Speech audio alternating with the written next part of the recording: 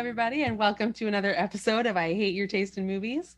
This is a movie podcast where we make our friends watch our favorite movies and watch our friendships die.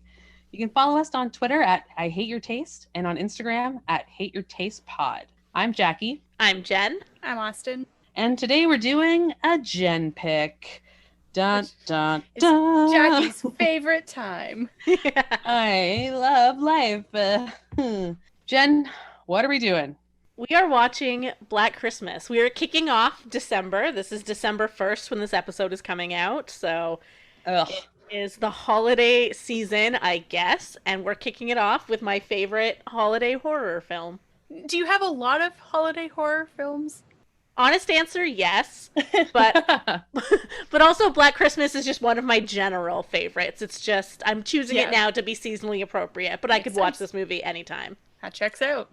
I don't know when I should start shitting all over your movie. Like, am I supposed to wait a minute, or am I just gonna be like, yes. I hated this so much? You are supposed to wait.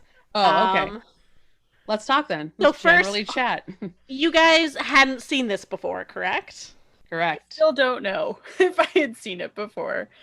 Okay. I don't know. I knew a lot about it, and I can't figure out if it's because I'd seen it or if it's just because I'd heard a lot about it. I know my mom really likes it, and I know that your mom has good taste. And I know that she's recommended it to me before.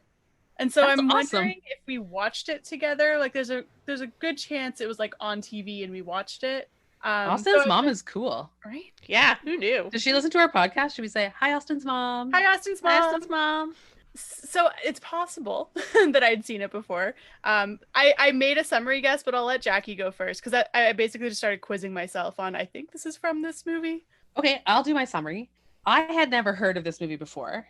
When Jen originally said the title Black Christmas, I pictured a Bad Santa variant because I really have so nothing to draw from. But then Jen tweeted the movie poster unrelated, and I saw it. So I was like, oh, okay. And the movie poster was the girl in the rocking chair with the plastic bag over her head. So I knew it was going to be a slasher movie. And I did say from the poster, sorority sisters / slasher movie set at Christmas. I said, someone's going to get suffocated with a plastic bag. I said, I'm probably going to hate this. And I also wrote, hopefully there's a badass survivor chick. All right. Yeah, I did tweet the photo of the poster, and as I was doing it, I was like, I hope Jackie doesn't see this. And 2 seconds later, you were like, what is this? Yeah, I was like, this looks awful. Yeah, I'm like, damn it, Jackie. Stay away from your phone. So my summary guess was, like I said, me trying to figure out if I had seen this movie or not. So I wrote, a sorority house is tormented by an unstable serial killer. And then I wrote, the call is coming from inside the house. Is that this movie? And then I said, they get killed one by one. Other things I seem to think are from this movie. Someone dies with a plastic bag over their face and isn't found for a long time. The main character is getting or got an abortion and has a dick of a boyfriend. And then I said, I think it features POV killer shots. So I nailed it. Still don't know if I've seen it. Yeah, it sounds to me like you probably saw it, or because you're you might have listened to a podcast describing the entire movie. It's probably a combination of both, honestly. Yeah. So I first saw this movie when I was in high school. So when I was in high school, I was very, very cool. As you guys know, you have seen photos. The coolest. But me and a couple of my friends were just hardcore movie nerds. So we would rent movies all the time and watch them together, either in my basement, one of their basements, which is kind of like a little mini movie club, kind of like what we're doing now, but without a podcast formation. And two of us were really into horror. So we were like, let's watch all the horror. And then the one who was less into it was just like, I hate you guys. So that's it is Jackie. Like this podcast. But yeah, my one friend was like, have you heard of Black Christmas? It's Canadian. It's iconic. And I was like, I don't think I've seen it. So we rented it. We sat in his little basement. It was a small cramped room sitting on the floor with the old school TV. We watched Black Christmas and I was like, this movie is fucking legit. And I loved it and I still love it. I know Jackie disagrees, but it holds up. I feel like it's so well done and it's so creepy and I love it. I have a good time. I agree. I really liked it. Yes. Okay, cool. Great. It's the Let's Hate Jackie hour, I guess. Fine. I'm used to it. But I guess maybe the difference is you enjoy creepy things. I do not. And also, this one had a very deeply unsettling undertone. And I don't like Yeah. feeling that way. I feel Oh. bad and gross and uncomfortable. And that is a feeling I actively avoid feeling. So anytime the guy made a call, I was retreating into my own body and wanting to escape the situation immediately. I Those did phone not calls enjoy. were really upsetting. Yeah, I was Yeah. thinking when I was watching it too, like the first phone call they get, like the movie really starts with a bang. They're like having their Christmas party. I think this is when Jackie, you messaged and you're like, the first 5 minutes of this movie are fine because it's just Christmas music and people being happy. And they all live Drinking. happily ever Drinking. after. Yeah, and it's like just end it there and it's fine.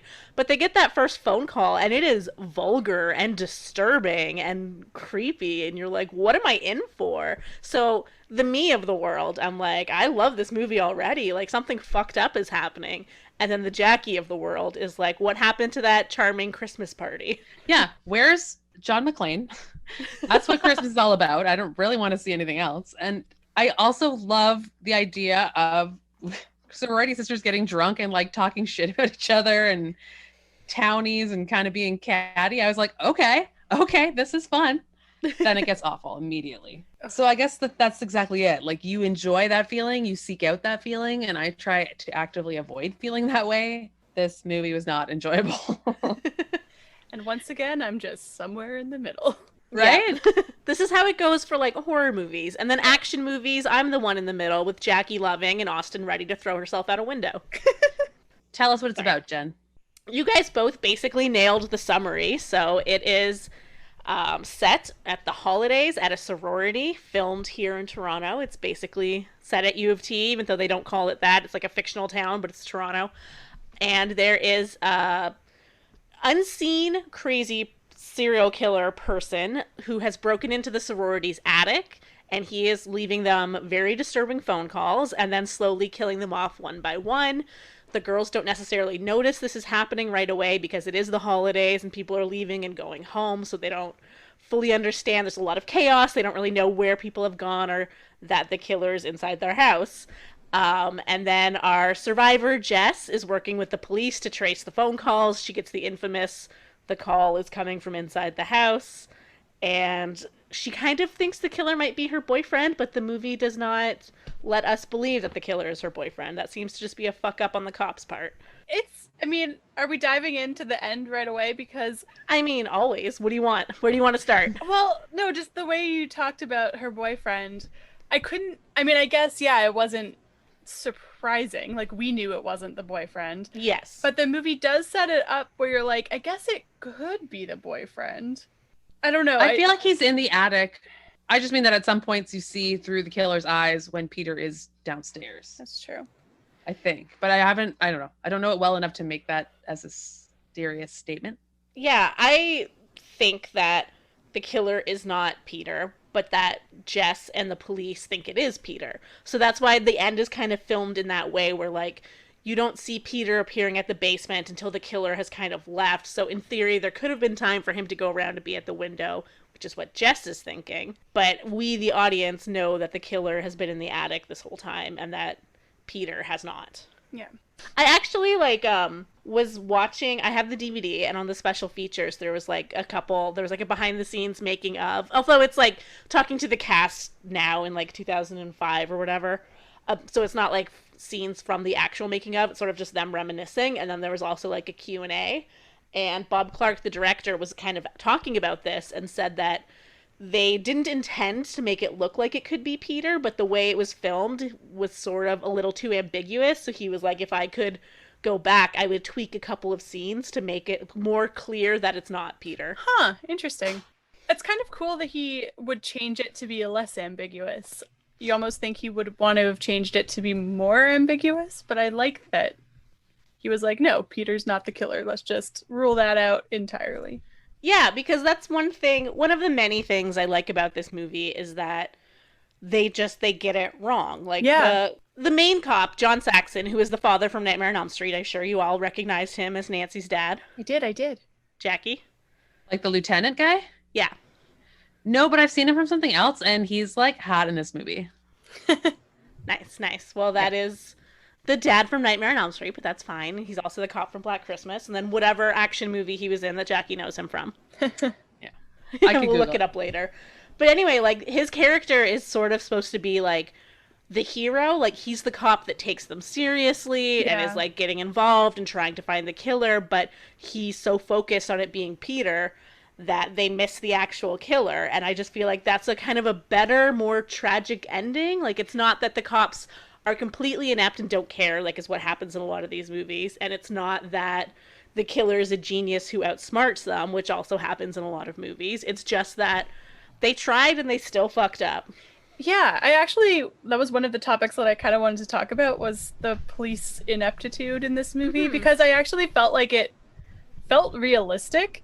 Like, first of all, they didn't necessarily believe that anyone had gone missing because she's an adult and, like, so that's like a totally normal thing. And then there are these little scenes in the cop station that didn't really serve any purpose other than to just show that they, like, the random mother talking about her own missing child, which I'm realizing now, I'm piecing together in my mind that that's probably the mother of the child that was found missing or found murdered in the park, right? But I didn't clue into that until literally this moment. But I was like, it kind of shows that, like, the little details that are showing that this is how a police station runs, kind of thing. Like, this is, they miss things. They don't always catch things, but they're not useless. There's that one guy that's pretty useless, Nash, or is that his name, Nash? Yes. He's awful. Yeah, like he's terrible, obviously. And then there's that random scene where the guy got, like, shot in the ass. That's random. And everyone thought it was so funny. They're like, haha, he's bleeding from his ass where he got shot. I did love that, just because the, like, farmer who shot him or whatever was like, yeah, and I do it again. And I was like, I love this random farmer man who not only shot a cop in the ass, but then drove with him to the police station? Yeah. Like, I just love that scene serves absolutely no purpose to this movie. Yeah. But I liked it. Like, I never ever got the impression that we didn't know it wasn't Peter. I didn't think the police could have known anything different, I guess. They are inept, but they didn't have anything else to go by. Well, that's what I mean. You know what I mean? Like, there wasn't any clues. Yeah, that's what I mean. They would have thought it was Peter. Like, that makes sense. Yeah, like, again, like you said, Jackie, like, we, the audience, we know it's not Peter, but, like, for them, they're just like, oh, it's gotta be Peter. Job well done. We have solved this. And it's kind of like, well, maybe someone could have looked in the attic, but I guess there's no reason to do that. Like, why do they never search the home where the people are missing from? That has got to be Cop 101. You look everywhere in the home. I also have questions about how big that friggin' house is. And massive. I understand that it's massive, but, like, it's got to be enormous for her not to be able to hear the screaming and the yelling that when he's making the phone calls. You would think you'd hear it coming down the stairs. He's like watching her sometimes when he's making the call. Yeah, that's a good point, because I assume he was making the call from the phone that was in the, oh my God, what is her? The house mother's room, because they said they said she has her own phone line. But again, I'm not sure where her room is in the layout of the house. Mm-hmm. But I guess it must be far enough away that she can be downstairs at the front door answering that phone and not hear the man up on the third floor screaming. Yeah. That's screaming. It's so weird, too, because they even think it's a woman and a man and a child, but it's all one psycho, creepy, deranged man. Yeah. Maybe that's the most terrifying part, I guess, of the movie, is that there's no reasoning with this person. It's not, they're just completely divorced from reality. It's complete psycho energy. A lot of the time now, I feel like serial killer movies, it's all planned and meticulous and smart and insidious. And this is just like violent, slashery, no reasoning, no judgment, just death. I don't like that as much. No, I mean, I do really like that in this movie. I think one of the things I love about this movie so much is that you never really see the killer and you never get the explanation of why he's doing this.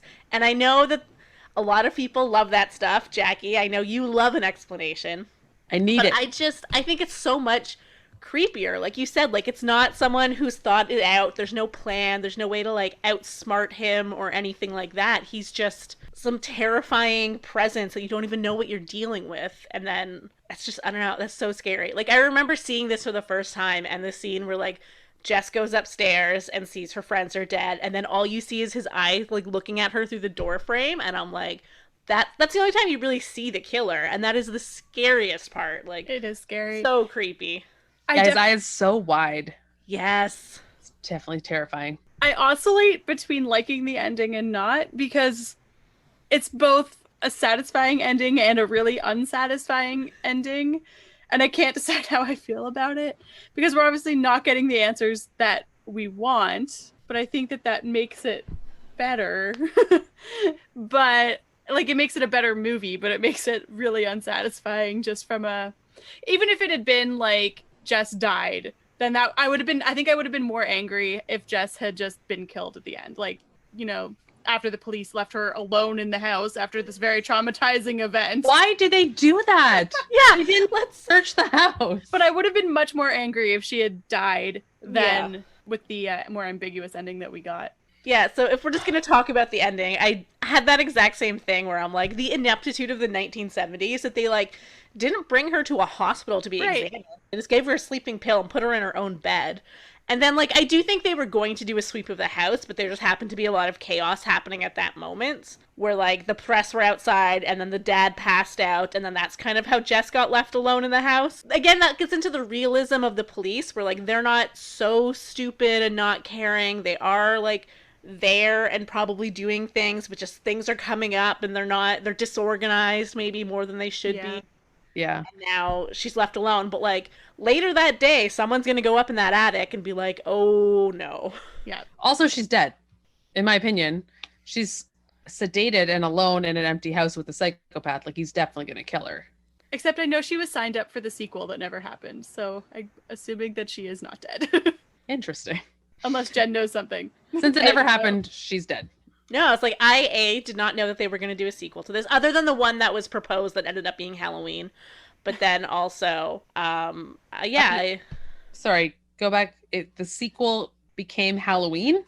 Yeah, so as you know, Black Christmas came out before John Carpenter's Halloween. That was 1978. As you obviously know, Jackie, as you've memorized all these horror movie release dates. I know it now. I know you're such, like, a fan that you just have this all baked into your blood. But anyway, John Carpenter was a fan of the movie Black Christmas and talked to Bob Clark about it. And they were sort of just like, oh, what would you do as a sequel? And then Bob Clark said his idea for, like, a sequel would basically be the killers in an insane asylum, and then he breaks back out to come, like, after them again. And then he's like, oh, but this time instead of Christmas, I'd, like, set it at Halloween, and it would always be different, like, seasons or something like that. But then he didn't end up making that movie, obviously. They never did a sequel to Black Christmas. And then John Carpenter kind of, not necessarily took that idea, but he sort of made Halloween, which was kind of, it sounds a lot more like, I've read Bob Clark talking about it, and it sounds a lot more, like, friendly. It wasn't like, and then he stole my idea. It's like, Right. oh, we were riffing, and then he came up with a really good idea based on something I had said, and then he made this totally cool movie. I will say I did not realize how influential this movie was to the slasher genre. Yes. Really?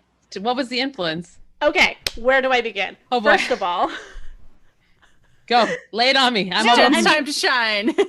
I will say, like, first of all, a lot of people credit Halloween with being the first slasher movie, but as you all know, this movie came before and did a lot of the things that Halloween also picked up on. Yeah. So there's stuff with, like, the killer, like, stalking young girls, that kind of thing. The POV shots. Yeah, the POV shots, the way the killer is kind of shown. Although the big difference in the later films is that obviously you see the killer a lot more in those, or Black Christmas you kind of don't. But yeah, like, you have the POV shot, and then it switches to the female heroines. And then also the iconic call is coming from inside the house that is also ripped off in When a Stranger Calls. That's what I was wondering, is I didn't know which one came first in that one. So this one. Yeah. It's always Black Christmas. This is the OG. This did it all. Yeah. That POV right in the beginning, I was like, I feel like Austin must feel, because it made me a little dizzy. Yeah, and when then he's the like breathing over going, it too. yeah, and like climbing, and he's like circling around the attic. I was just like, that is a lot. And I don't ever have that issue, so that was surprisingly uncomfortable as well. Yeah, that was It was a circus of misery. the Or cameraman. effective filmmaking. I guess. I think it was probably a little jerky too, because it was like a DIY rig that the camera crew came up with to put the camera on his shoulder so that his hands would be free to climb. A 1974 camera. Yes, so that is like So, the a Buick. actual, yeah, the actual cameraman climbing up with like the camera strapped to his shoulder somehow. So his head's probably like, tilted at this extreme angle to make room for it. And then the same thing in the closet shot where they're strangling Claire. It's the cameraman's hands again with the camera on that rig, but now there's like a plastic tarp over the camera to have that plastic effect. So, Oh my god. yeah, there was a lot of DIY going on, I assume. I'll give them credit for that. Like, it was very well done considering it was the first to do it. I didn't realize they were the first people to try all these things, so you get 1 point. 1 single point for I'll take that 1 point. I'll take it. I'm actually giving it to the filmmakers, not specifically I'm you. taking it on their behalf. Let's talk about Barb.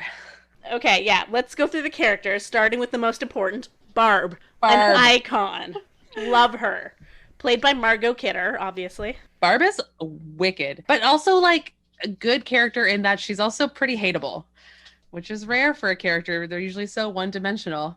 Yeah, I do really like the characters in this movie because they are really like fleshed out and they're real and they have their real lives and other stuff going on than this. They're not kind of one-dimensional stock characters, and it's not that you have the heroine who's got a real personality and then everyone else is just fodder to be murdered. So I like that they all have different personalities, and yeah, Barb is a little catty to the other girls sometimes and has maybe a bit of a drinking problem, but whatever. Who among us, you know?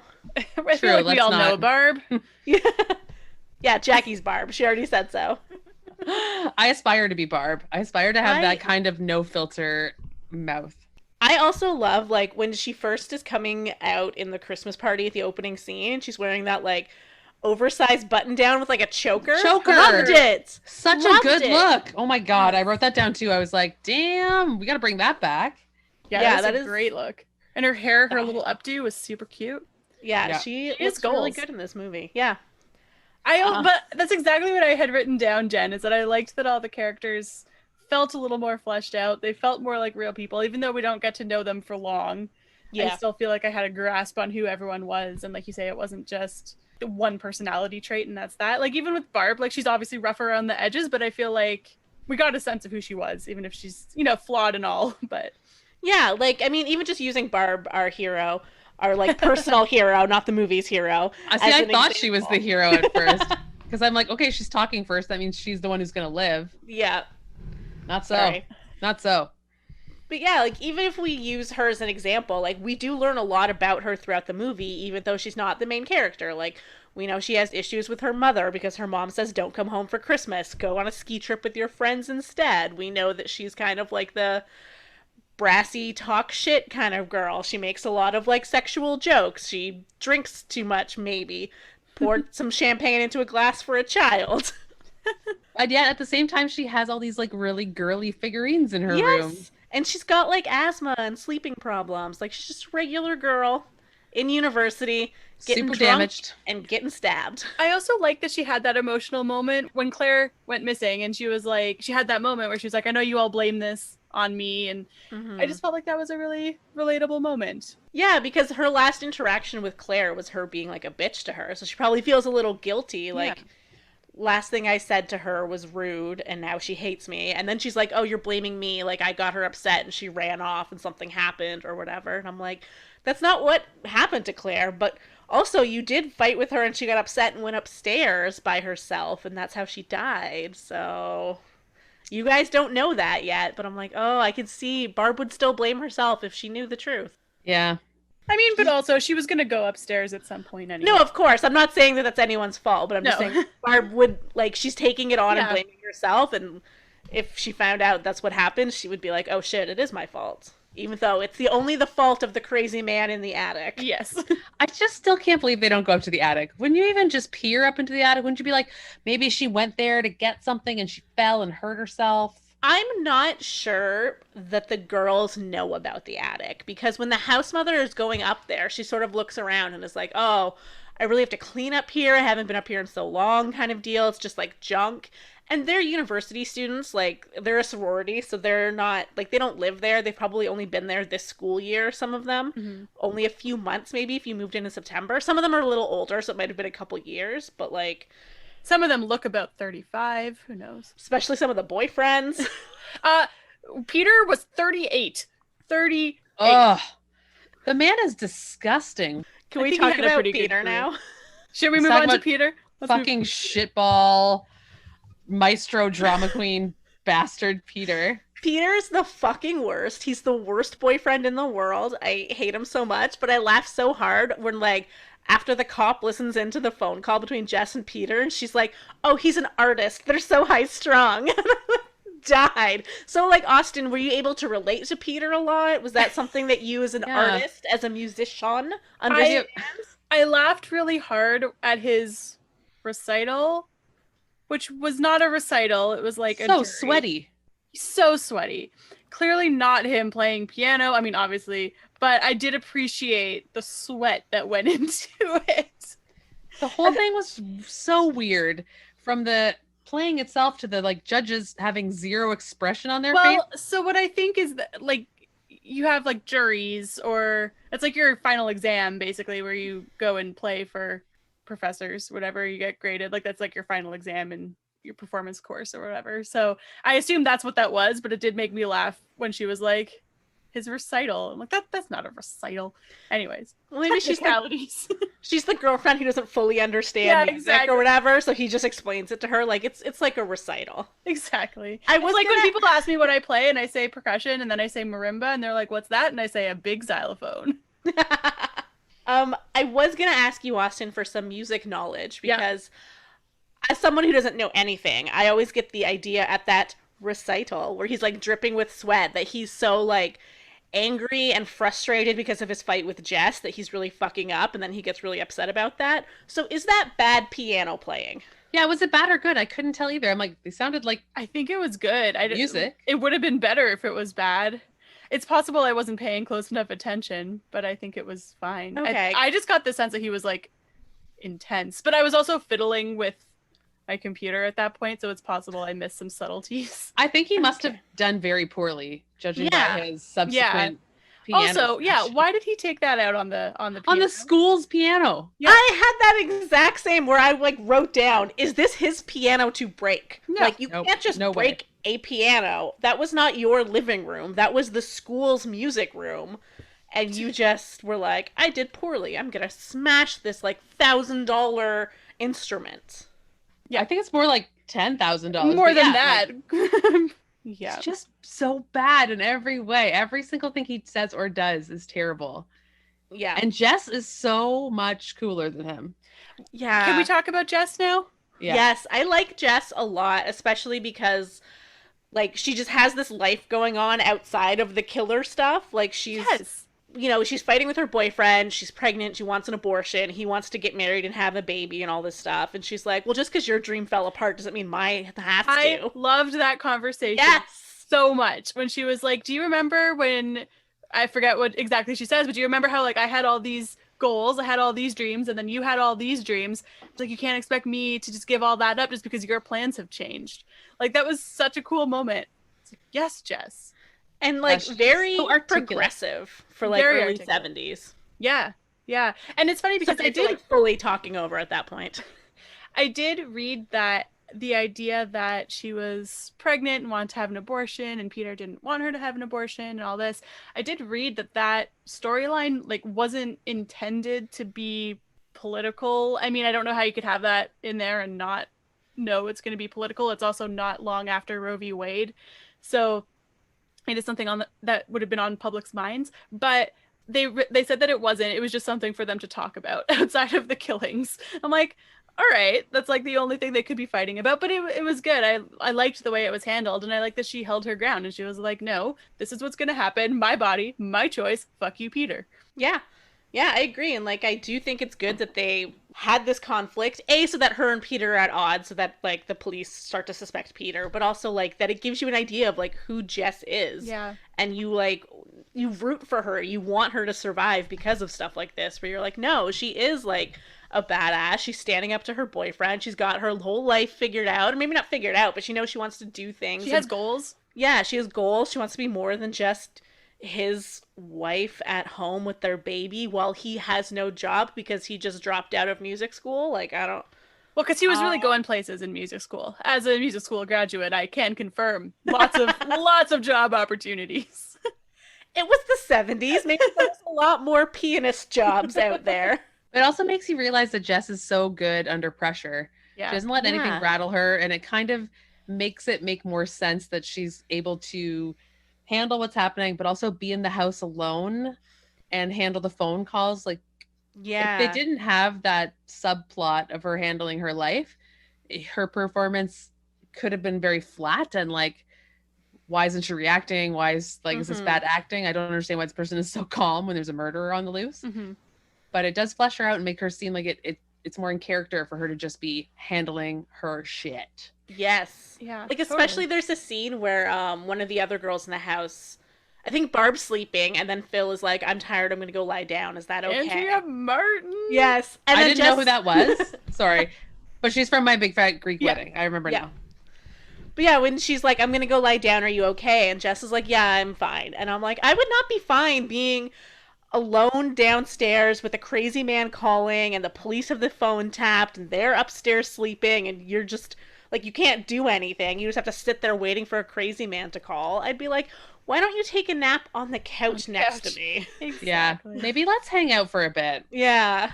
But Jess is like, no, I got this. This is one of 85 things I have to deal with this week. It's true. I'll handle it.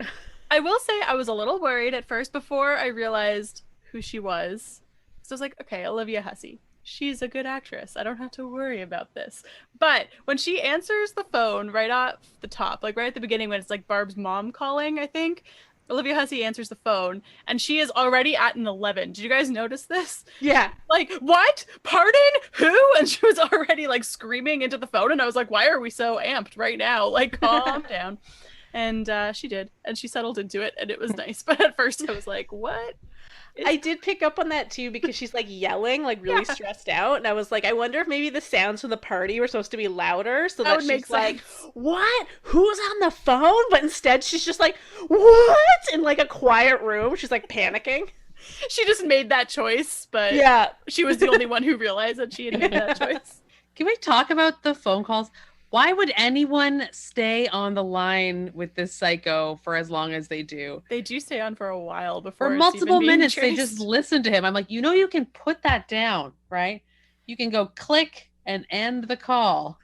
Yeah, I do wonder, because as the movie starts, they've been getting these calls for a while already. So I wonder if they hang up before he's finished, if he just calls right back. So maybe they've learned it's better to let him talk and then hang up, so that it's just over with. Yeah, but then you can also just like put that on the table and walk away. I wouldn't necessarily listen the whole time. I'd pick it up and be like, hello, and he'd be like, it's me, Billy. And then I would just put the phone down, go to the kitchen, pour a cup of tea, come back out, pick it up, and he's like, Agnes! And I'm like, okay, he's still going. Yeah, let him tucker himself out. I did notice there was one point towards the end when Jess is listening to the phone, and she's like has to keep him on the line because at this point they're tracing the calls. But yeah, she's like, you can tell she doesn't want to listen to it. So, but she puts her hand over the mouthpiece of the phone. Did you notice? I was like, you're one step there. Just like take the phone away from your head now. Like, I don't know why you're covering the mouth part.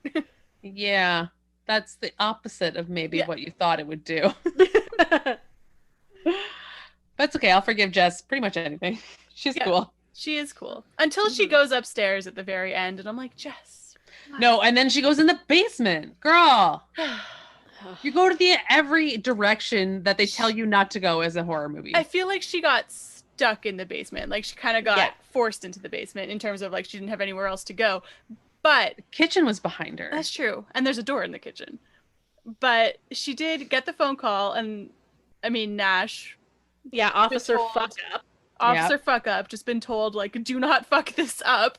Do not raise the alarm. Just tell her to, like, get out of the house. And he does the opposite. He knows Nash can't do that, but it's his only hope. And sure enough, Nash is like, get out of the house. He's in the house, whatever. And, like, you know, raises a little panic. But, you know, she screams to Barb and to Phil to, like, answer me. You know that she knows that they're not alive. Like, she knows something is wrong because they're not answering her. Just leave. I appreciate that you're a good friend and you want to rescue your friends, but, like, you can do more by getting outside. I think, Austin, you would go upstairs. I think any of us would. If it was your actual friend, you couldn't just bail on them. You like us. You like us a lot. You'd have to check and make sure that we were dead and laying on a bed. Yeah, like, I agree. Like, it would be so much better if you could just run outside. Like, she should just run outside. She had, like, a clear shot. Like, she, you know. But just, you imagine if they weren't dead. Like, if, you know, Phil had just taken a sleeping pill and was passed out, and then she finds out later that her friend was alive and then got killed because you left the house. But the cops were also, like, 2 minutes away. So it's not like, you know, had she just subtly left, I don't know if, you know, it could have been. She's the hero. She's the hero. I mean, I understand why she did it, and you're right. But even Jess herself, even if it wasn't a movie, she herself is a hero person. Yeah. She'd do it. But what I do not buy is running down the stairs and not being able to unlock your own front door that you exit through every single day of your life. Well, they make a point of saying, whenever Phil gets scared by the search party, they make a point to say, do you realize this is the only door that's locked in the house? And then so they go to the front door to lock it. So it's... No, and also you made me remember that Mrs. Mack is always having trouble with the door. So maybe it was stuck. Yeah. Remember, she always has trouble coming in. Yeah. Interesting. So that's maybe like they don't usually close and lock the door because 1970s and you don't have to do those things. But now that they're worried, they have, and then the door's stuck. Also, can we just think about the absolute sheer terror if Jess had left the house, went over to the cop car, and saw that the cop had been murdered? Yeah, like, that's fair. I mean, I realize, I just need to, like, clarify that I realize why she went up, and you're right, I probably would have done the same thing, but I was so mad, because it was like, Jess, this is easy for you. You don't even have to have a fight with this person. Like, just walk out of the house. Yeah. I feel like if a police officer was screaming at me to get out of the house, I don't know. Yeah, you wouldn't even think twice, really. You just run. Yeah. See, that's good, because at first we were saying, like, oh no, Austin, you would go check on your friends. But now, that's a good point, too. I follow rules, Jen. Love authority, and if a police officer said, run outside, you would just run outside. And then he would be like, I wasn't finished the sentence. I was saying, run outside and get me, like, whatever from the corner store. But you would just be running. You would be down the street, around the corner. Bye, Austin. Where are you going? Sorry. I'm still laughing at the idea of Austin just running forever. She's like, you didn't tell me to stop. I'm just picturing her, like Forrest Gump, just running. But, okay, I do have a question. Mm-hmm. How did the killer come out of the attic, go downstairs, kill the cop who's sitting in the car outside, and then climb back up into the attic and no one saw him? I guess because he's using the trellis on the side and no one's really around. Like, there's only a couple girls in the house at that point. Okay. And if their rooms maybe aren't on that side of the house. Yeah, I felt like the entire movie, there's people everywhere. There's choir kids and cops and search parties and people in and out of the house nonstop. Claire's dad, like... I feel like we don't get enough of a sense of the layout of the house. And I think it's probably, like, a budget reason. Like, you see, like, 2 or 3 rooms of it. Mm-hmm. But I think we do have to buy into the idea that it's just a massive house. So it's very possible he was around back or whatever, you know? Yeah. But... we just don't see that because we only see a small portion of the house. Yeah, because I think they say there's normally like 10 girls that live there. So there's 10 bedrooms, plus one for the house mother. And then the entire first floor, I think, isn't bedrooms. It's just like their living room, their kitchen, their party room. And then there's also an attic and a basement. So this is a massive house. Yes, that's true. I guess. I don't know. I don't feel like I don't want it to be that easy to just unknowingly, like, unnoticed go outside, murder a cop and come back into the house and just, that's fair. No one pays attention. But again, we can just say it was the 70s. Yeah. People minded their own business. Also, like, I do have to wonder about the logistics of that, where I'm like, does the cop have his window rolled down and the guy just reaches in?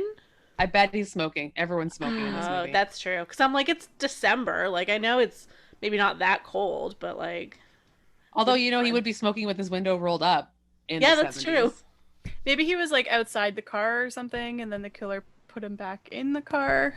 Oh, so that it wouldn't look suspicious, like if people were driving by or something. Yeah. I have another question.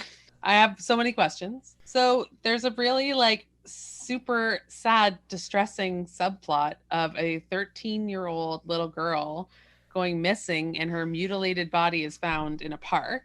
Mm-hmm. And her poor mother sees her mutilated dead body.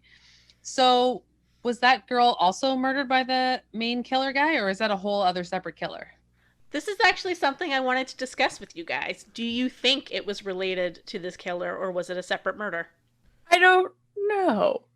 I think it was the same guy. Yeah, it's probably was. Probably killed the girl on the way to the sorority house or something. But like mutilation doesn't seem to be his style in the sorority that's house. true. Yeah, but it seems like he improvises for each person that he kills based on what he does in the sorority house, because he suffocates the first girl, the house mother. He's just got to work with what he has at the time. I have a question about that her one. Face in, and then Barb gets stabbed With the figurine. Yeah, with her unicorn. That's true. I don't think he has a plan going into this. Yeah, he's Looney Tunes for sure.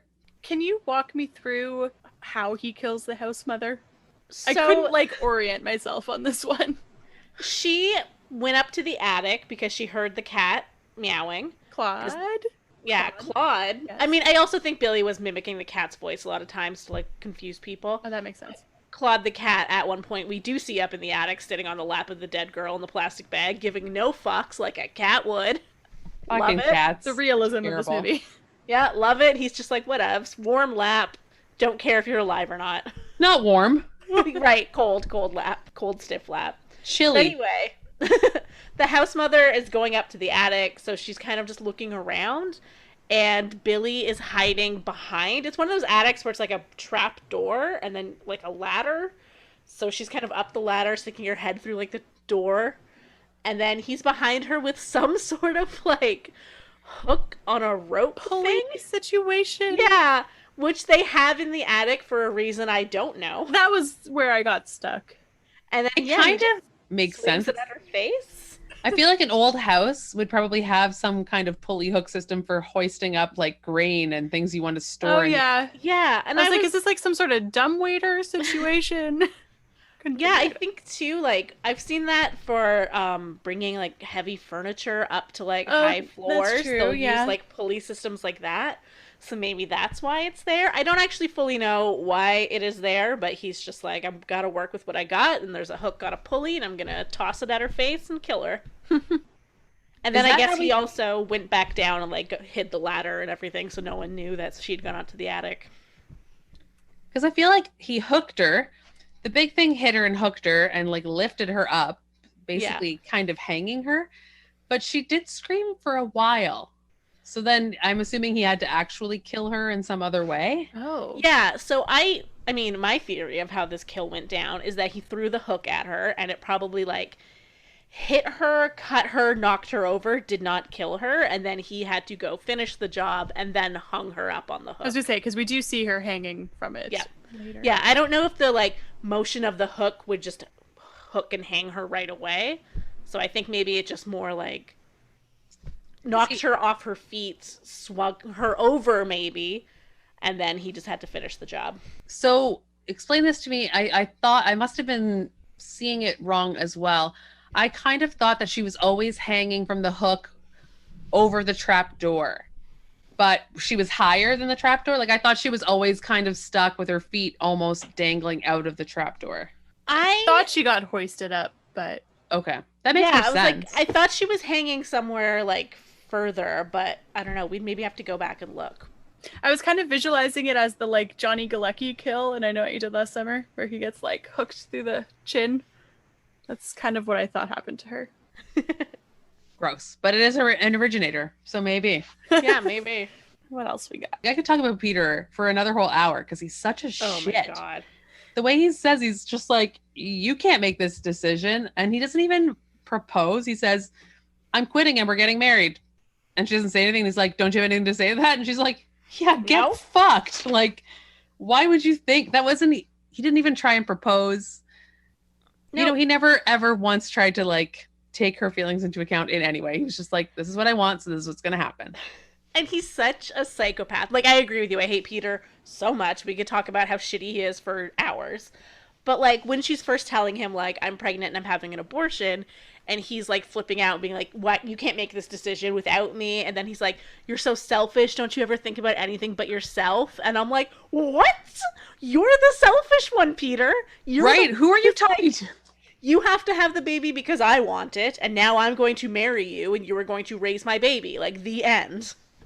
You're so selfish to not do what I say when I say it. Yeah, like, he's awful.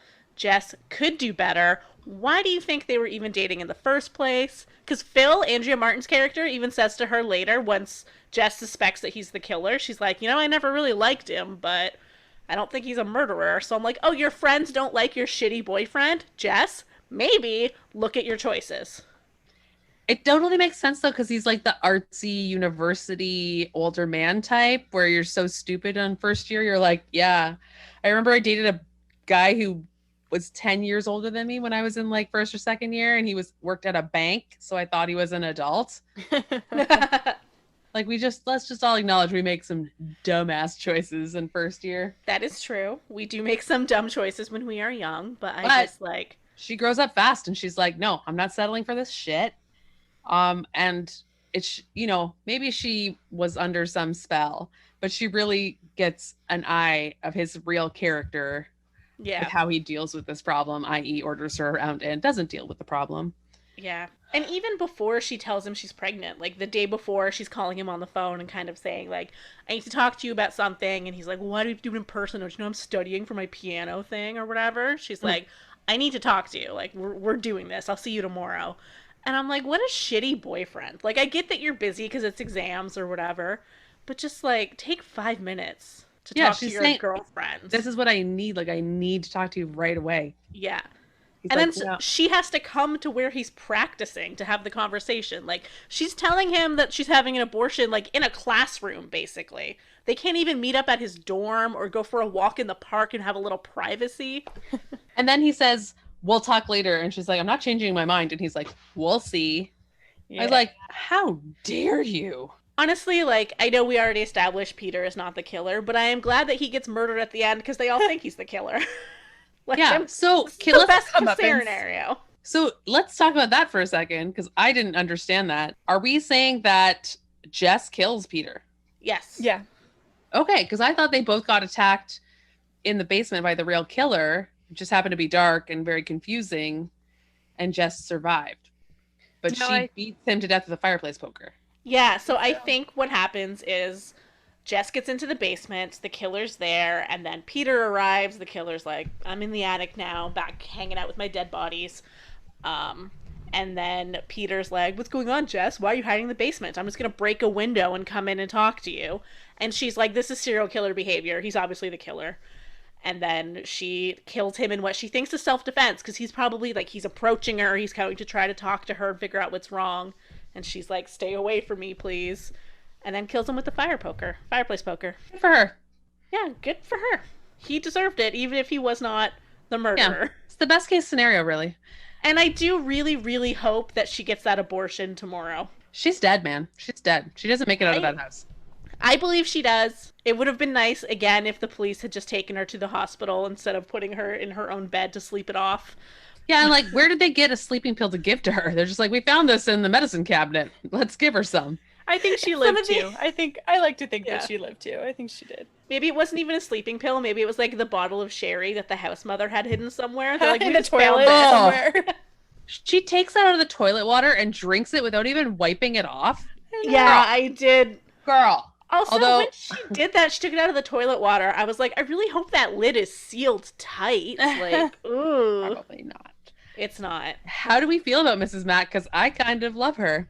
I also love her. Again, I think it's like a realistic, complicated character. She's clearly a functioning alcoholic. But like, I love at the beginning when the girls have given her a Christmas gift of some like dowdy house coat, and she's just like, what the fuck do I do with this? I know. Who do they think I am? It's literally a muumuu. Yeah. And she's like, what the fuck? But I also don't understand why she has so much alcohol hidden everywhere. when everyone is drinking out in the open constantly? I think that they're drinking more than usual right now because it's Christmas and it's the end of the school semester and they're kind of Preach. partying because they don't have classes. Yeah, we all went to school. We all know what that's like. Every Christmas, school or not, Yeah. it's open season.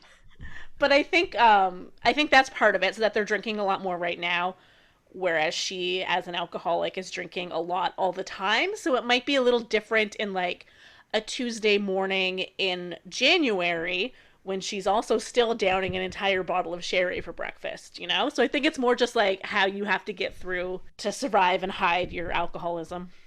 That actually makes perfect sense. And I guess it's probably not a good look for her to be openly drunk when she's the chaperone. That was Yeah. kind of what I was thinking. Like, it's more just she can't be seen drinking or whatever.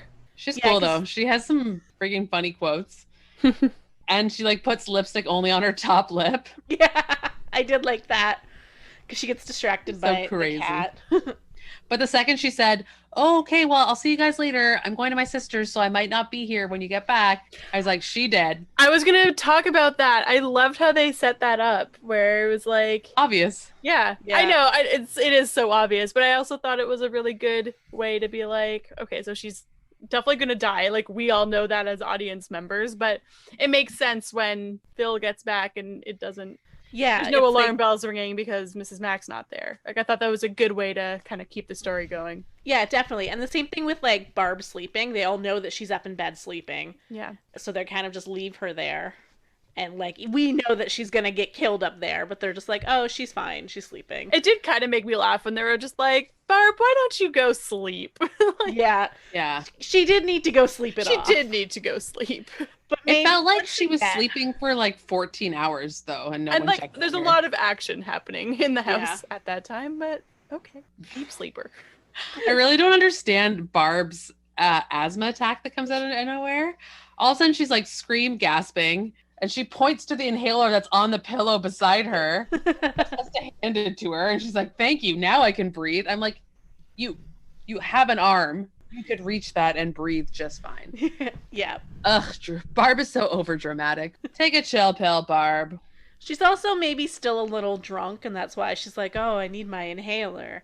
But yeah, she definitely could have picked it up herself. What do we think about Barb's fellatio joke at the police station? Terrible. First of all, super lowbrow. I don't appreciate that kind of humor. There's no cleverness to it. I'm like, that's not funny. There's no effort involved.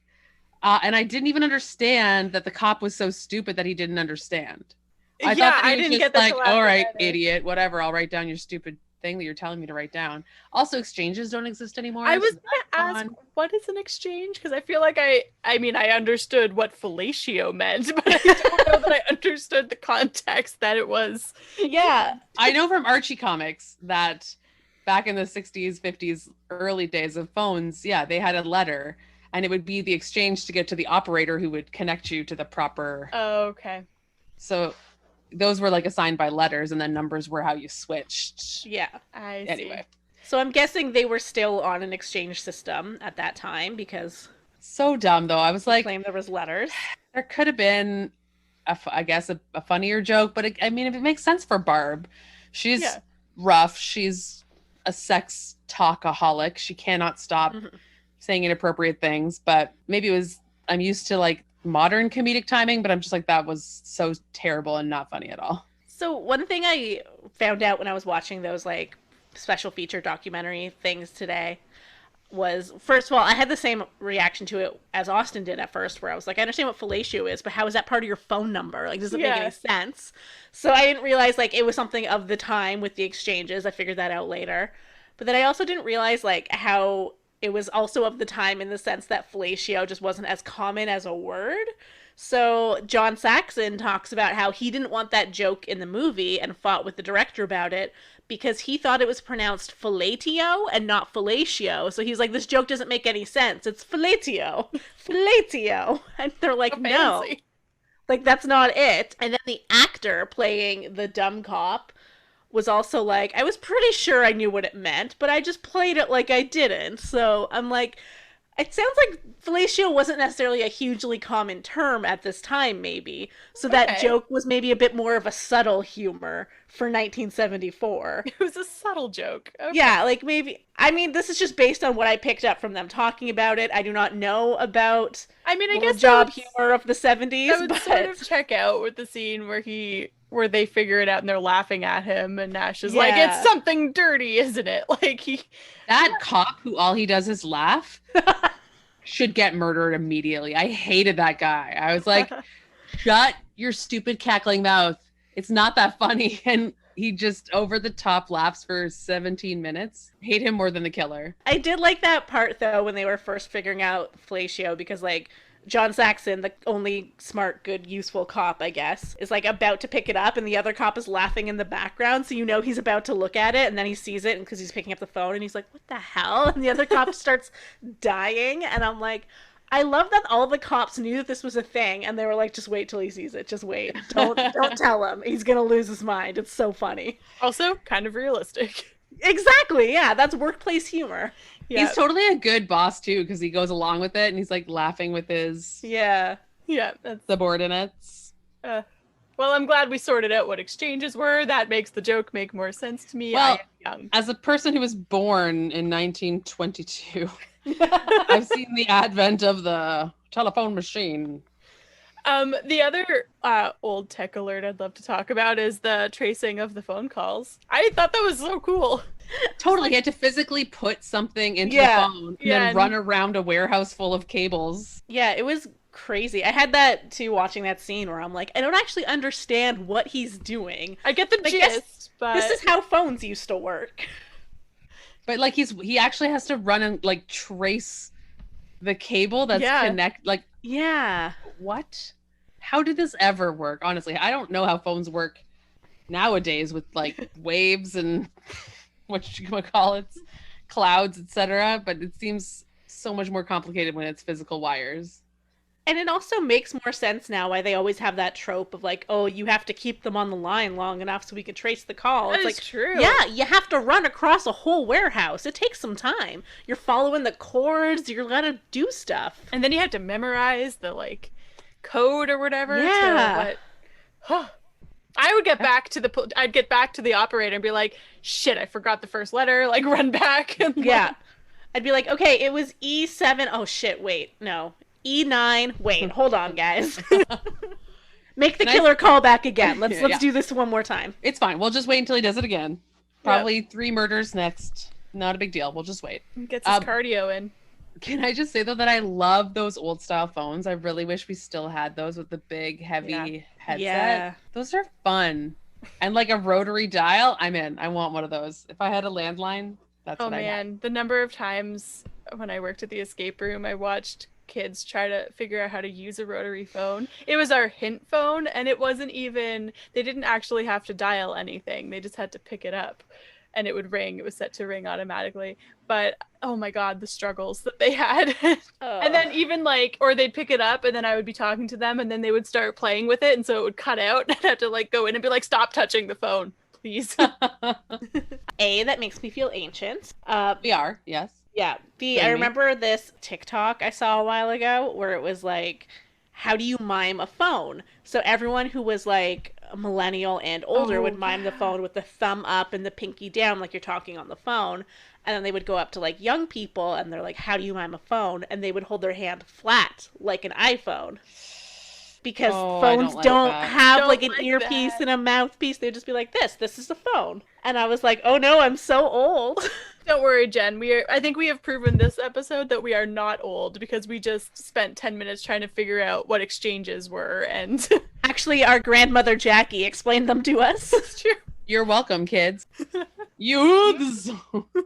Can we talk about how they really surprised me when the movie zoomed in on the intersection of Maine and Swanwick, which is 3 blocks from my house? Yes, I do want to talk about the Toronto of it all. Yeah. How dare you not tell me that was coming? I'm like, oh, weird. There's a Maine and Swanwick near me. And then it literally took me another 3 minutes where I'm like, that building looks vaguely familiar. Wait, that, like, I pass that almost every day. It's See, not a I police didn't- station. It's a community center. I didn't realize this because I know you were like, oh my god, this is down the street from my house. I knew it was filmed in Toronto. I knew like a lot of the school stuff is at U of T. A lot of the houses are kind of like in the annex. So I thought it was just all in that area.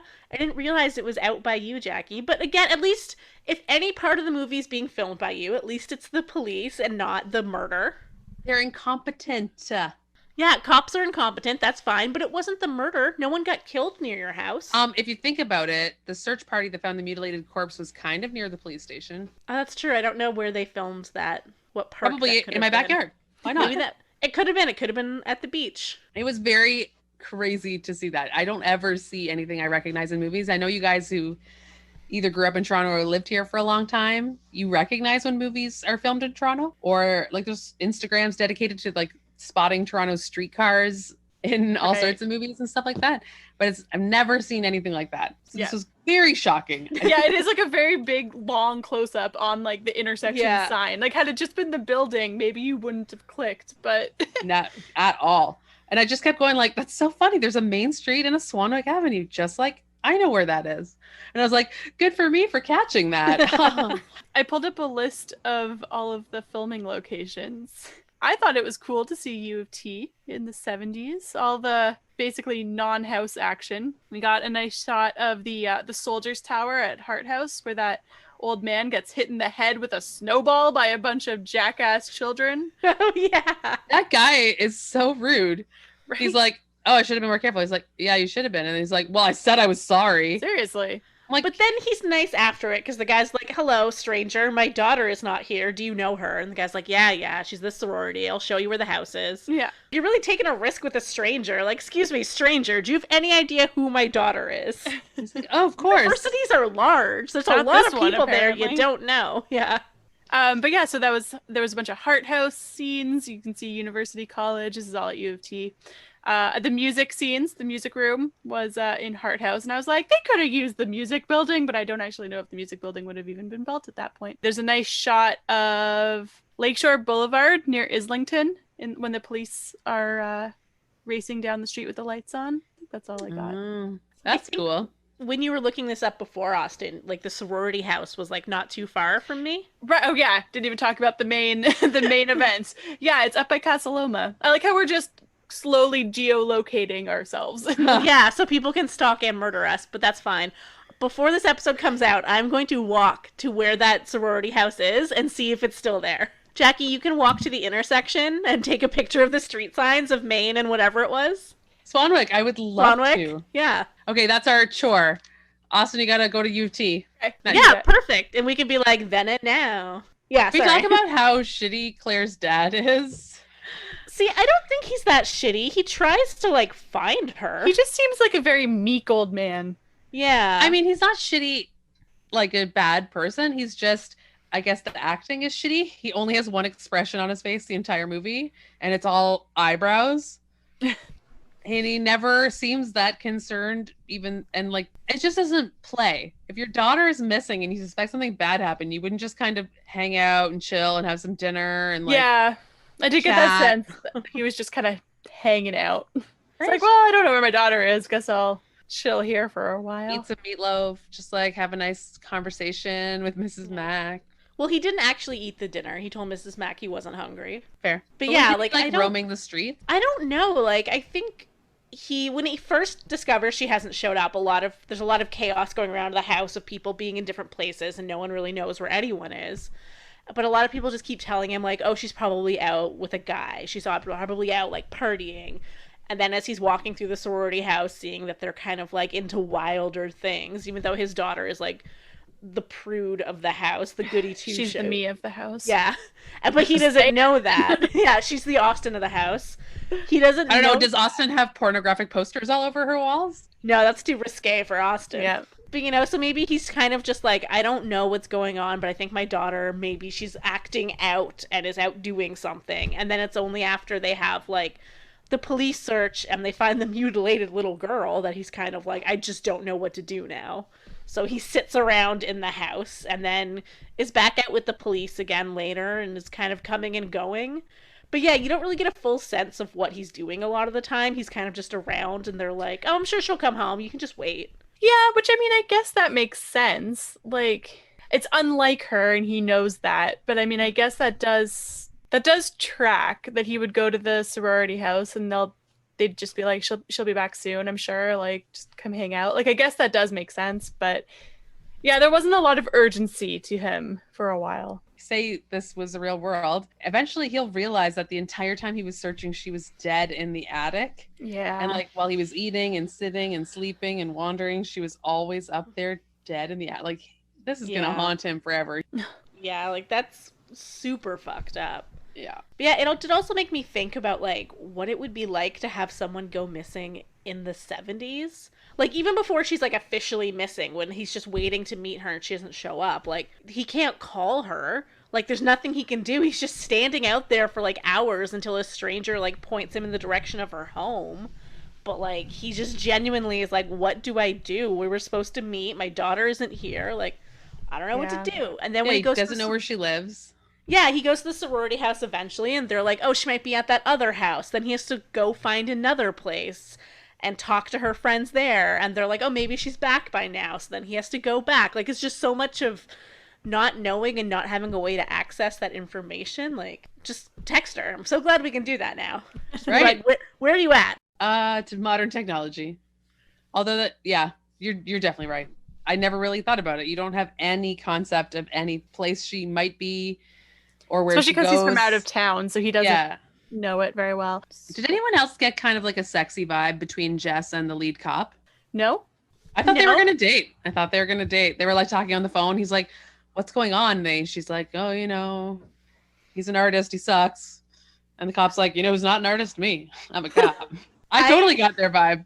All right. I didn't get that vibe. I would be on board with it, but I'm 100% on board with how Jackie watches movies.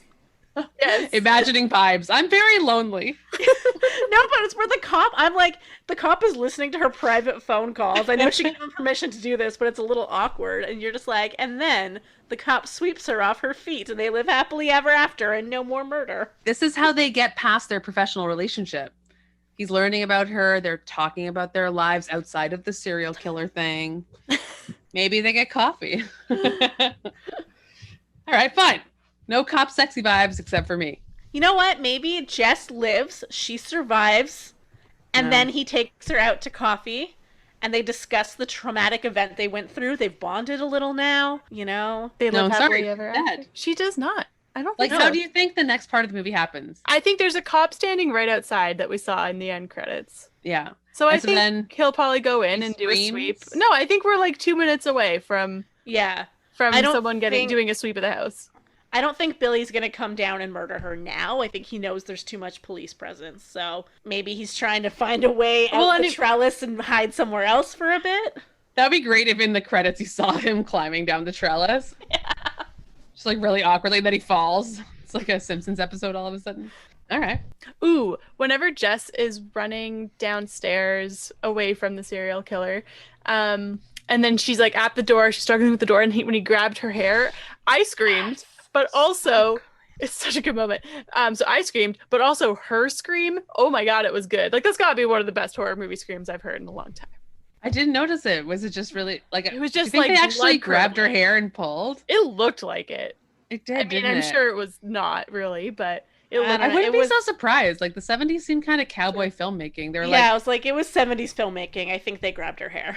Yeah, it was just a really effective scare. That was the only part where I like jumped. Like I think that was the only part where I got some like adrenaline going in the movie. Yeah, the eye, and then the whole after that until and also he's like doing that creepy tongues voice at the door, and then all of a sudden it's just done.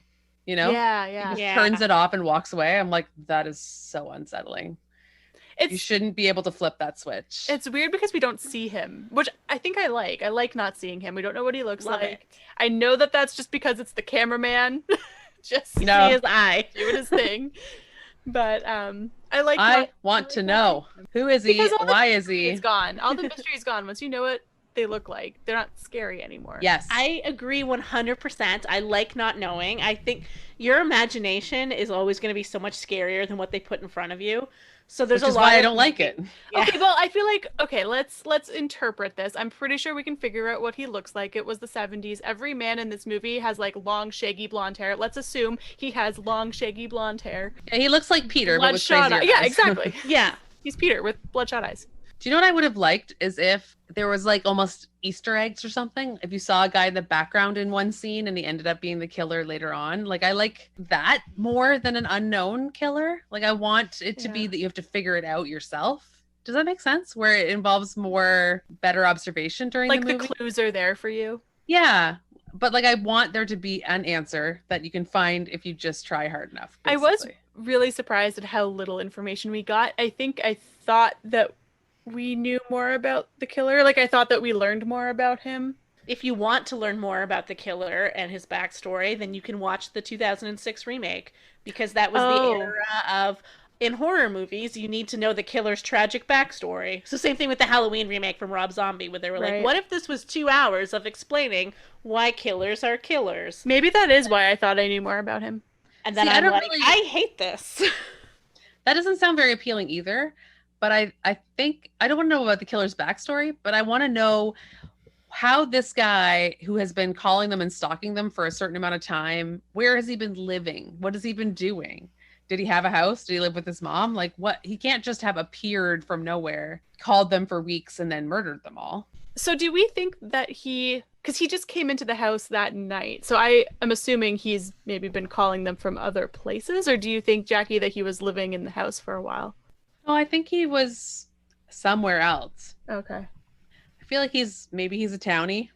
Although they never talk about knowing of a mentally ill person in the area who maybe they would suspect. Like, I feel like police in the 70s, if they hear something terrible happening, they'd be like, oh, it's all Jimmy Joe lives down the tracks, you know? They would always automatically suspect. And these police officers are like real loose-lipped on things. So Yeah. they're like, hey, a girl got murdered. They tell everyone. I know. They're like on the phone, like, oh, sorry, it's really busy here. This is happening. Yeah, we found a dead little girl. Also, what was with those two dudes who were part of the search party that they couldn't stop laughing at? Oh yeah, these two like rando dudes are just like, we're part of a search party looking for a killer because we assume he's just on the loose. Yeah. And they're just laughing so hard as if this is a funny thing. I'm like, they have guns. They're wandering the neighborhood. I think they were laughing more because A, they were startled, and 2, these guys seem kind of like dumb. Which, like, yeah, it's also not great that they are with guns wandering the neighborhood, but they just seem very like simple-minded men. And also the girls are dealing with the actual police at this point, so they're probably like, we don't need you kicking around. You can leave. That's fair. I did question the logic of their search party, where I'm like, a little girl was murdered in the park. Got it. So now we just need citizens to grab their guns and go door to door around town being like, have you heard? We're looking for the killer. Have you seen him? Like, we'll shoot him here. Like, what are you trying to find? I don't know. There was a lot of parts of this movie that I haven't watched a lot of movies, I don't think. I thought I had, but this podcast has made me realize I haven't. But the pacing was so awful. And there was so many things that happened that weren't important or relevant at all. And I was like, why is this happening? Why are there so many moments that mean nothing and are stretching on forever? I found it so hard to watch. Like I was literally looking around my apartment for something else to look at because it was just long, slow, panning stretches of nothing. It's like 2 hours long. It's the longest movie ever. So, I mean, personally, I disagree. I think this movie is fantastic and there's nothing wrong with it. But I do know what you mean because there is such a difference in pacing between movies of this era and what we're used to now, that when you are watching an older film for the first time, sometimes it's like, what is going on? Like, I just don't get why this is so slow and why this feels like we're just dredging our way through it. Like, it's such a slog. And then it's just because they did not have our tiny, short attention spans where we're used to 15-second videos on the internet. So yeah, we're like, speed it up, make it fast-paced. What's happening? Well, just have anything happen, really. Or again, let's beat this dead horse. I want things to go A plus B plus C. Like, make things happen in a progression towards something. Don't just be like all these random side nothing stories that go nowhere and mean nothing. I'm like, why would you include that? You could have had like 10 times more murders and it would have been great. There were definitely a few things in there that were not necessary. They didn't really bother me. It's only 98 minutes long, Jackie. But it seems so honestly, yeah. My biggest complaint about this movie is how boring it was. I see it's so funny. boring. I didn't find this one boring. There's definitely parts that you could take out or just tweak. But I liked the pacing of it, honestly. I didn't think it was too much of a slog. That's good. Yeah. As we get more into this, I think we're going to learn each other's taste a lot more. And just for the record, I love a slow burn. I have not given you guys many of those. I don't think I've given you any, really, because I'm not sure. I think we might have to get you a little more adjusted. But I do love horror movies that are like this, where it's just a slow sense of creeping dread. Like I've said, Austin said this before, that she doesn't like jump scares, and I always say, I don't like them either. I think they're cheap. There's no real jump scares in this movie. It's just atmosphere. Yeah. But it's not scary. It's just boring. It is. The only times it's moderately unsettling is when the creepy guy talks. Yes, but none of the murders were that scary. None of the, like, there was no real building of suspense. They were just like all, it seemed more like a Scooby-Doo where they're all running around upstairs, downstairs, outside, inside, blah, blah, blah. If you're going to make me watch a slasher, that's exactly what I want to see. I don't want to actually be, I mean, yeah, it's same not thing. what I want to see They don't scare me, but there's just no point to it. But yeah, I get what you're saying. It's just, again, very different taste. But this is just, I didn't hate it. Like, it didn't make me viscerally angry like some previous movies we've seen on this podcast. Be named, yeah. But it just was like nothing. I wanted to be scared. I was like amped up to be scared to watch it. And then it only got moderately frightening when you see the eye, right? So the last 15 minutes. So good. I thought the shot, that scene really, when you see the eye, that shot of the two, of Barb and Phil on the bed dead, I thought that was very disturbing. I did not care for that. I also have to say, again, the 70s. The blood was bad, if that's where you're going with this. The blood was bad. Why is it always, is it because I know they used to film in black and white, so they didn't care about the color of blood, but honestly, it's like pink. It's like neon pink. You could have done anything and it would have been better than that. It's terrible. Really bad quality. Kind of on that topic then, how do you guys feel about the way violence was depicted in the movie? Because we don't actually see too much of it, or we don't see any specifics. It's more implied than gratuitous. Yeah, you see the result, but not the action.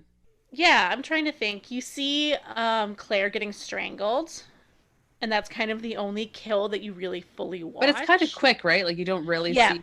But even that, it's the only one you kind of really watch. Like, you see kind of the motion of Barb getting stabbed, but there's not a lot. So, I mean, I think maybe I'm not the best person to be answering this question about violence in films, because I'm like, what violence? This was barely violent. I could have done with a slow-mo close-up of the cop getting his throat cut. Why not? But, like, yeah, I think it was really, it's really subtle. I agree. Done. It wasn't that violent. It was kind of, I found Barb's death very weird and strange and out of left field. It's completely different than any other part of the movie. It was filmed with the weird figurine in the foreground, black background, flailing arms. Like, it just seemed like all of a sudden I was watching Labyrinth. I'm like, what? Where did this come from? What is this? It's like you were being realistic and now you're being super stylized. I didn't like that at all. I was like, this is garbage. You're trying to be like, this is my arty moment. And I never like an arty moment. Artists are so high strung. But yeah, I guess there wasn't really much violence. I am really freaked out by the idea of being suffocated by a plastic bag. I think I've always had that fear. I don't know what movie made me think of that when I was a kid, but like I'll tell you the thing I do. I cut up plastic bags. If I go to the grocery store, I cut them after because I'm like, ain't nobody strangling me with this bag. I also never understood how if you're being suffocated by a plastic bag, can't you suck it into your mouth and bite it? Make a hole? I don't know. I thought about this a lot. Do not experiment and try unless you were being supervised by someone who can save you.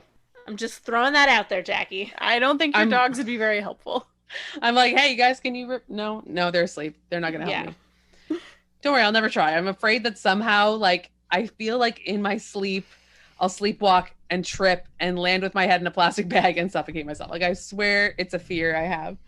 So I was really freaked out by that. And then I don't know why, the fact that they keep coming back to Claire with the bag, like rocking in her chair. I feel like I wish Claire got more respect in death. that to be a creepy perv toy for some creepy perv. I just hope she was found soon. I think she was. Yeah, I think she was found later that day. Yeah. I think Jess got murdered, and then they finally swept the house, and then they realized how shitty they are at their jobs. I think basically the same, but I don't think Jess gets murdered. Yeah, I think don't she think lives. so either. I believe Because they were right outside. Like, I don't think they were actually gone from the house. Okay. Well, Jess makes it out. And then she dates the cop. She gets an abortion, and she lives her dreams. Good for you, girl. You do you. That's it, I guess. Does anyone else have anything to say? I do just want to say one thing about the 2006 remake, which is terrible. I haven't seen the 2019 remake, which got really bad reviews. But I saw the 2006 one in theaters when it came out with that same friend from high school where we had seen the original together. Then we were like, we have to go watch this. And it is so bad. But speaking of the unicorn glass figurine that Barb gets killed with, they introduce it where, like, the girls are giving each other Christmas gifts at the beginning at their kind of Christmas party or whatever. So one of them gives the other girl, like, the glass unicorn figurine with the big horn. So, you know, she's going to get murdered by it later. But when she gives it to her, she says, like, I know you love Jesus, so here you go. And we were, like, losing our minds laughing at that. I don't know if that's the direct quote, but she basically says something along the lines of, like, oh, I know you're into Jesus, so Merry Christmas, here's your gift. And it was, like, the unicorn. What is this movie trying to say? Like, what was that? And also, just generally a bad movie. I think Andrea Martin plays the house mother, and I think she was killed by an icicle. That sounds right. So it's a reimagining rather than, like, a shot-for-shot remake?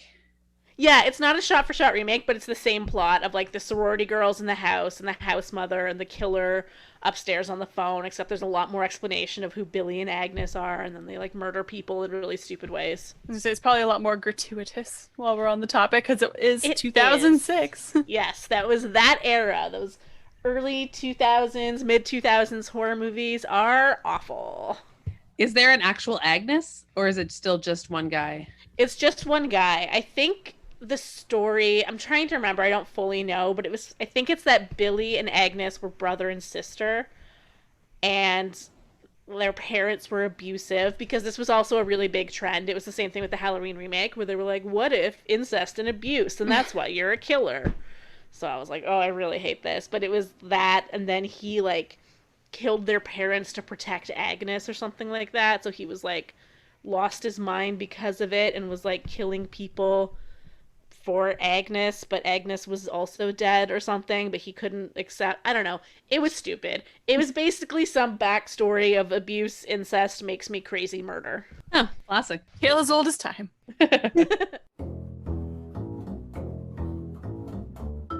Do you love movies? Then you'll love the Movie Chef podcast. Whoa, what was that? That's my professional podcasting voice for the trailer. Well, you sound very stupid. Okay, well, we need to tell people that we're two movie fans who cook up movie-themed podcasts and special episodes on Sundays. Yeah, as well as movie menus of all our favourite topics. And diving into internet rabbit holes. As well as movie news and trailer reactions every Thursday. And our sexual awakenings about Patrick Swayze. And our sexual awakenings... Wait, what? Listen, just tell them who we are, what we do, and where you can find us.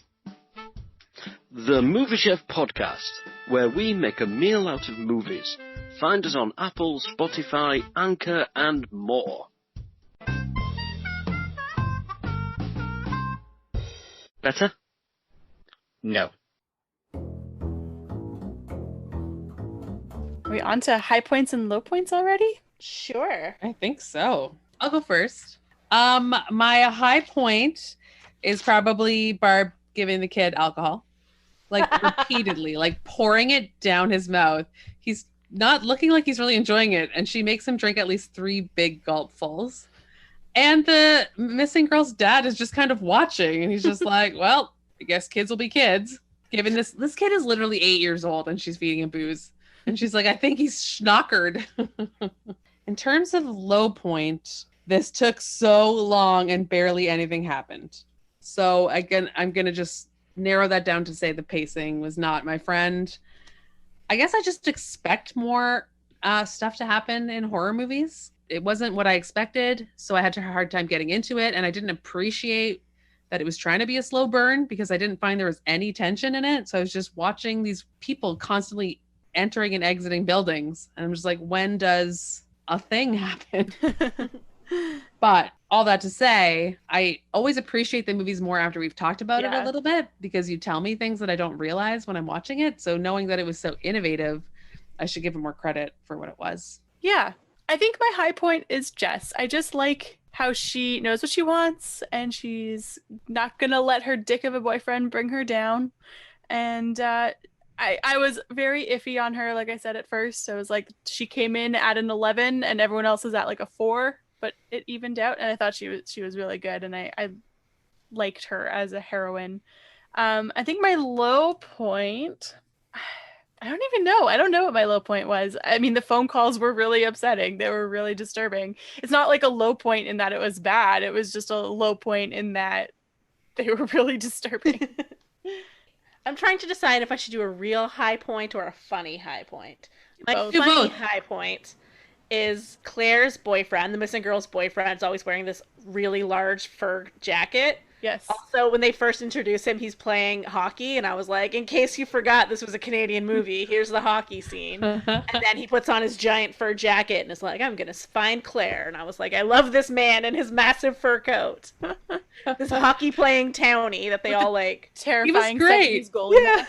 Yeah. And like, he disappears and we never really see him again. Yeah, that's sad. But yes, I do enjoy him and his fur coat. Mm-hmm. And then my like actual high point is probably just like the movie. I think it's really good.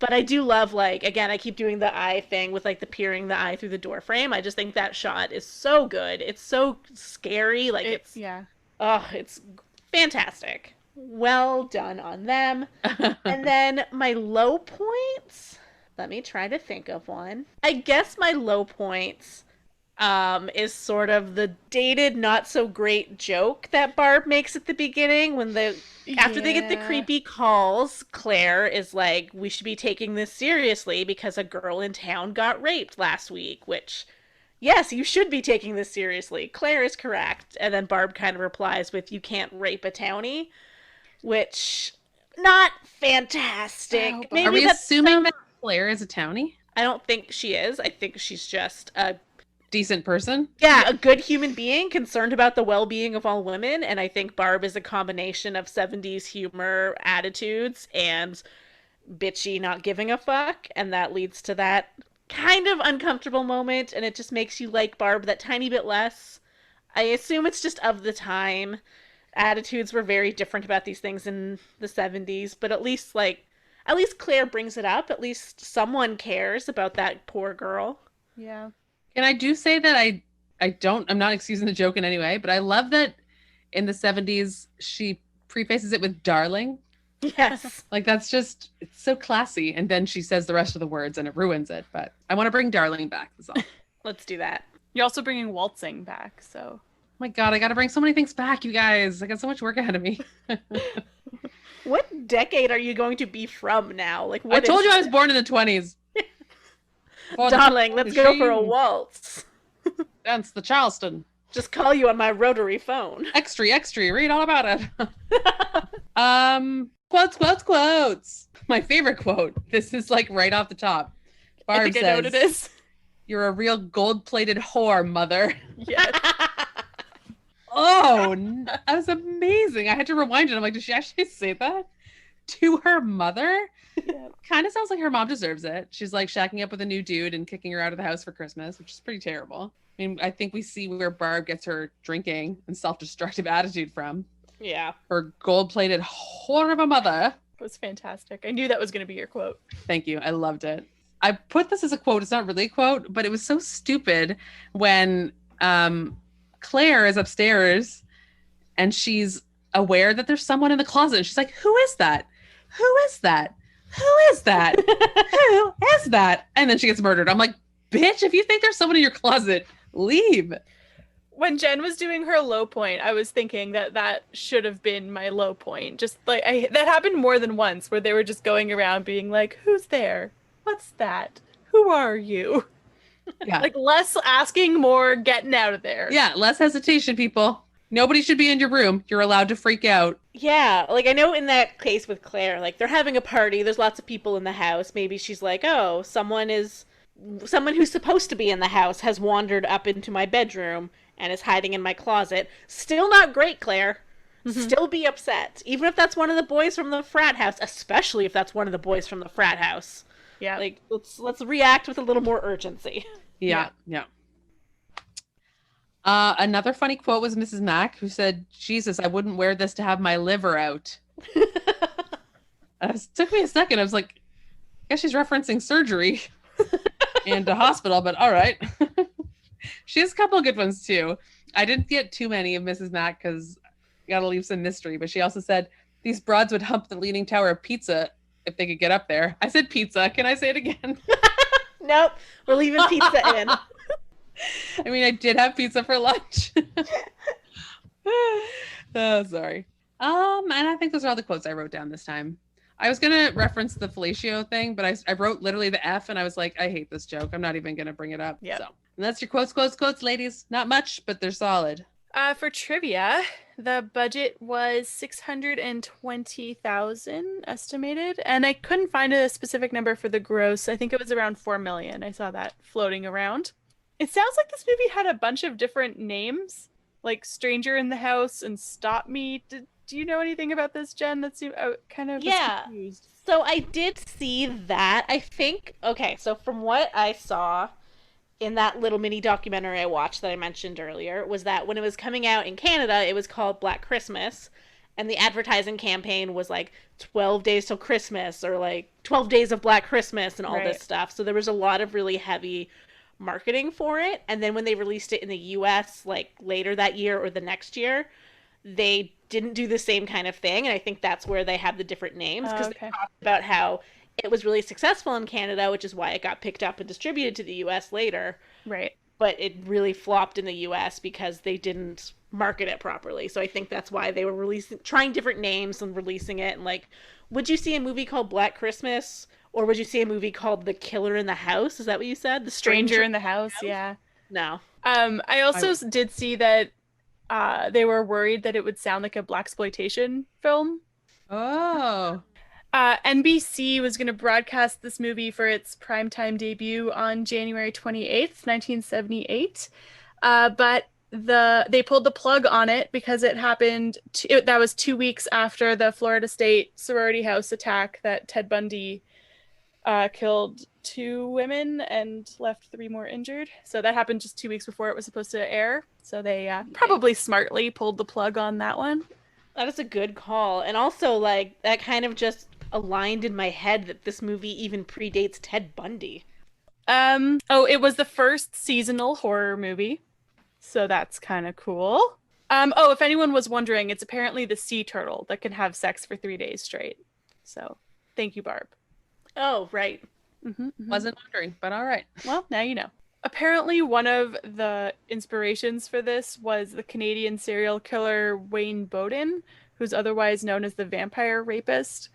And like, this is even according to the director. So I looked into him to try to see like what the parallels were, like what that inspiration could have been. And honestly, I didn't really see any, besides the fact that all of his victims, I think he had 5 victims, all of the women said that just before they died, they were seeing a man named Bill. So he was using that as a pseudonym. But other than that, it's not really worth talking about, but it's supposedly a basis for this movie, Wayne Bowden. And it was shot in 40 days and was the 3rd highest grossing Canadian film as of its release in 1974. That's all I got. Good for them. Yeah. So the director is Canadian? No, he's actually American, but he moved to Canada and was filming a lot here. So I think we mentioned before, not in this podcast, but I think when we were playing trivia before, he also directed A Christmas Story, and that also filmed in Canada. So I think he was just living and working here for a while. Okay, cool. And was most of the cast Canadian? Yeah. Awesome. I think everyone except Olivia Hussey, and then there's like one other character. I can't remember who it was. Cool. Represent. Yeah. So this movie, as we've mentioned a few times, came out in 1974, which is not a decade we've delved into too much, I think, on the pod, which is weird because the 70s is considered one of, like, the best decades for film. Jackie will disagree, I can tell. She's like, I'm sorry, did you say 90s action movies is the best decade for film? Yes. Okay, great. Now we're in agreement. But the top box office movies that year were The Towering Inferno, never seen, Blazing Saddles, and Young Frankenstein. Amazing. There we go. The Godfather Part 2. Never seen. And then the big Oscar movie that year was Chinatown by Roman Polanski. So that makes it back into a passing reference on our fucking podcast. Awkward. I haven't actually seen a lot of those except for the 2 good ones on that list, Blazing Saddles and Frankenstein. Yeah, maybe this is like a major blind spot, but I've never seen the Godfather films. What else we got? We got ratings. Ratings. Yeah, now we are rating. Jackie, rip off the Band-Aid. Let's do it. Here we Give go. me my zeros and I'll move on. I'm giving it a 1 out of enjoyment out of 10. Yeah. I didn't enjoy this barely at all. I don't know why. I wish I could articulate more, but I think it's just because I was so bored. I'm just laughing again at our definitions of boring in movies. Yeah. They're so drastically different. Definitely. You and me. And Jen. Me and everybody, I guess, because I need to be entertained. I need something to happen that's interesting. And it has to be what I find interesting. Like I'll say, like the only thing the impression I was left with after this movie was people entering and exiting homes. I mean, you're not wrong. Closing doors. I'm just like, I didn't find there was any buildup. I mean, we knew he was upstairs. We were just waiting for him to do something. It's not my cup of tea. You're dead to me, but that's fine. Yeah. Quality. My initial written down answer was 1 out of 10 because I hated the blood so much. It was so badly done. I didn't like the way it was shot. The figurine murder close-up was so off-putting and ridiculous. But that was through the lens of my current seeing of movies. So trying to imagine what it was like to accomplish these things in the 70s, they obviously did a good job. They obviously did a lot of innovative things. The fact that you were telling me about that rig he had to wear with the camera on his back to climb things. Like, obviously they tried a lot of things and they did some risky ass stuff, which I appreciate. So I'm upping them to a 5. Nice. I'll take it. That's their quality rating from me. Nice. For my enjoyment, I'm gonna give it a 7. I really enjoyed it. I liked it a lot. I thought it was good. Just kind of piecing it together now as well that, like, I kind of like that we know what's happening. Like, we know the calls are coming from inside the house. We know it's not Peter. We know everything, but we're waiting for them to figure it out. And so I can see that being very frustrating as a viewer, where you're like, I know what's going on already. Like, just get to it. So it's kind of like a different take on things. And I guess we see most times where we're supposed to be piecing it out one at a time. So I don't know. I kind of like that flip. So I'm going to say 7 for enjoyment. And then for quality, I'll say the same, 7. Suck up. Sorry. Okay. I'm sorry you did not appreciate this movie. I don't know. I got nothing.